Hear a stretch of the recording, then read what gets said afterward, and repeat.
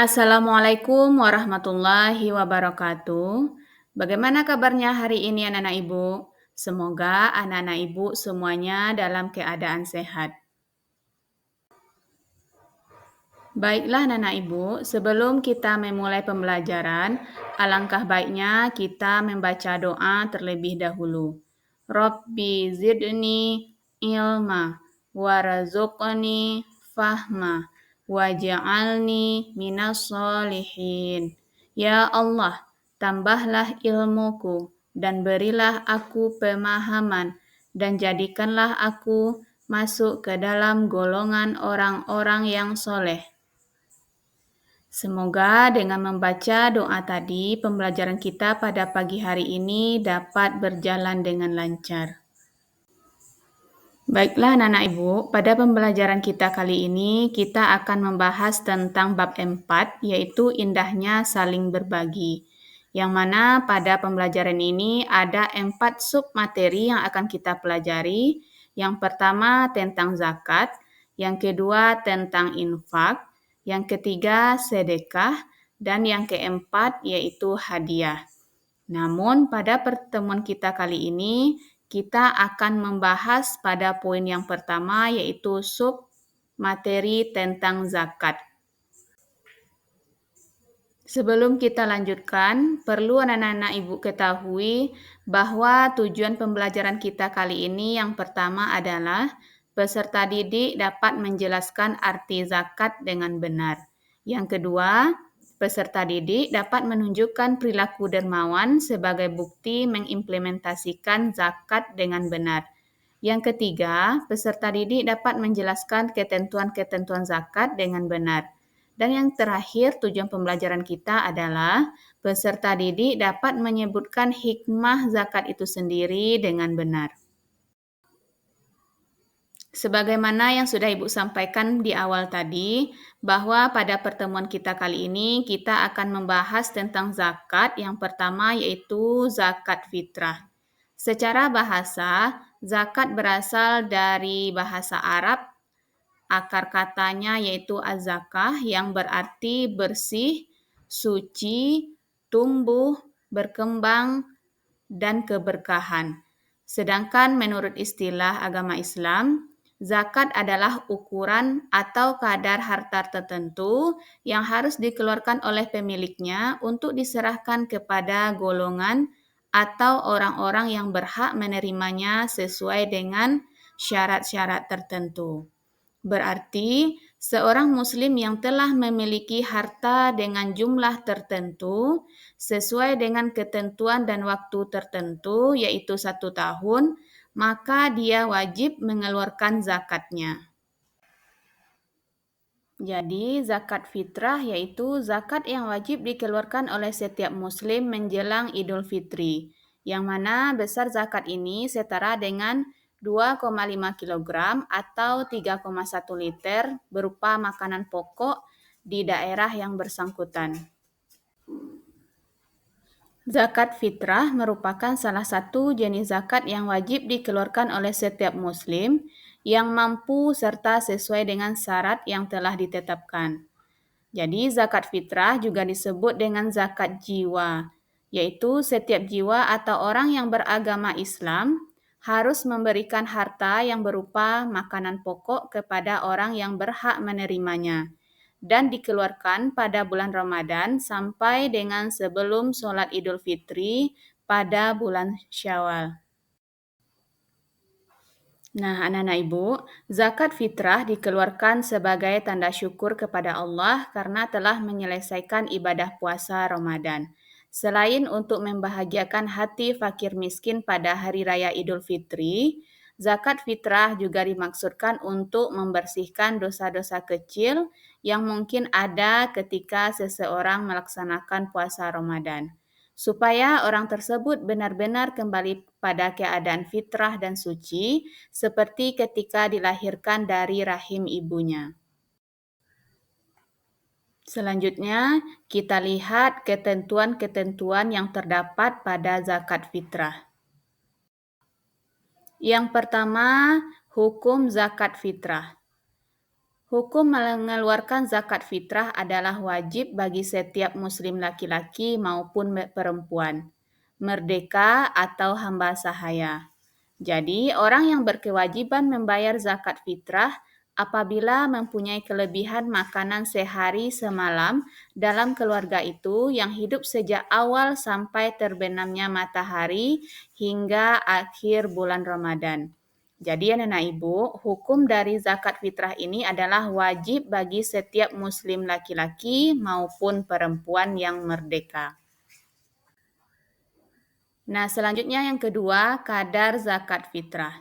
Menurut Imam Malik, Imam Syafi'i, Imam Ahmad, dan para ulama lainnya sepakat mengatakan bahwa zakat fitrah ditunaikan sebesar 1 sa'. Di Indonesia, berat 1 sa' itu dibakukan menjadi 2,5 kilogram beras, kurma, gandum, atau makanan lain yang menjadi makanan pokok negeri yang bersangkutan. Yang ketiga yaitu waktu pembayaran zakat fitrah.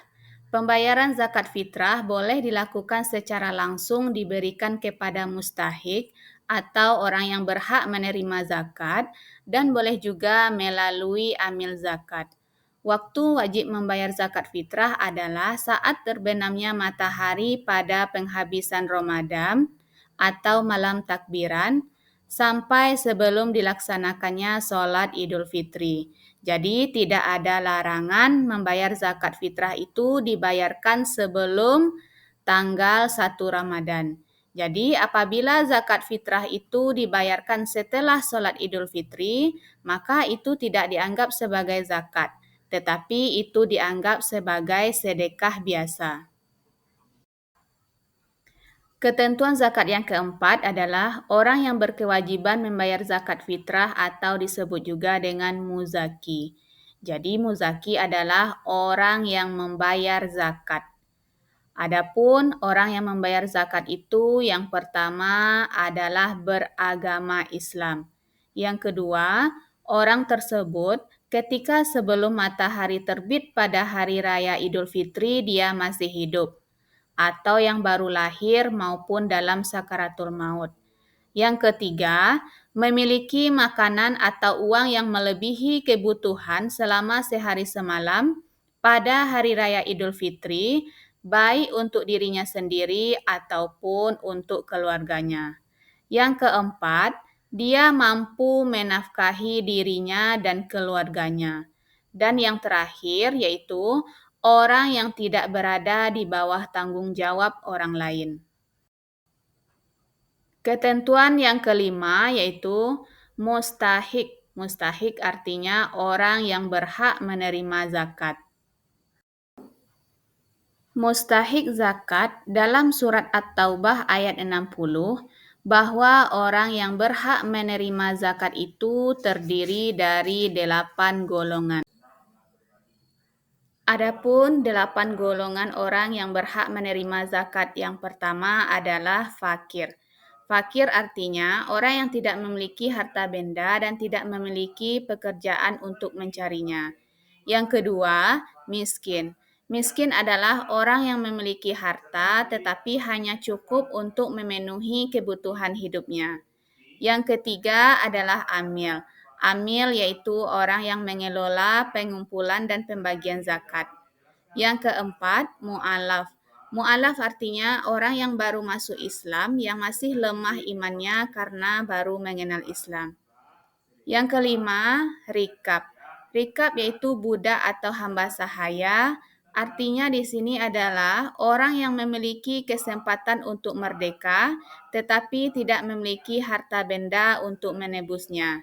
Jadi, perlu anak-anak ibu ketahui bahwa untuk sekarang ini perbudakan semacam itu tidak ada lagi di negara kita, yaitu di Indonesia. Orang yang berhak menerima zakat yang keenam adalah garim. Garim yaitu orang yang memiliki hutang banyak, tetapi hutangnya itu bukan untuk kemaksiatan. Yang ketujuh, fisabilillah. Fisabilillah adalah orang yang berjuang di jalan Allah, sedangkan dalam perjuangannya itu dia tidak mendapatkan gaji atau upah dari siapapun. Yang 8. Ibnu Sabil. Ibnu Sabil yaitu orang yang kehabisan bekal dalam perjalanan sehingga dia sangat membutuhkan bantuan. Nah, jadi itulah 8 golongan orang yang berhak menerima zakat sesuai dengan dalil yang dijelaskan dalam surat At-Taubah ayat 60. Terima kasih Ibu ucapkan kepada anak-anak Ibu semuanya. Jadi dapat kita simpulkan pembelajaran kita pada pagi hari ini bahwa zakat fitrah bertujuan untuk menyucikan diri kita. Kemudian zakat fitrah ini dapat kita berikan kepada 8 golongan yang berhak menerima zakat sesuai dengan yang dijelaskan dalam surat At-Taubah ayat 60. Meskipun semua golongan berhak menerima zakat, namun terdapat skala prioritas yang perlu kita pertimbangkan. Fakir dan miskin adalah menjadi prioritas utama kita karena kebutuhannya yang paling mendesak. Baiklah Nana Ibu, itulah pemaparan materi kita kali ini tentang zakat. Ibu harap anak-anak Ibu dapat memahaminya dan menerapkannya dalam kehidupan sehari-hari. Mungkin itu sekian dari Ibu. Akhir kata Ibu ucapkan Alhamdulillahirabbil alamin. Ibu akhiri dengan Assalamualaikum warahmatullahi wabarakatuh.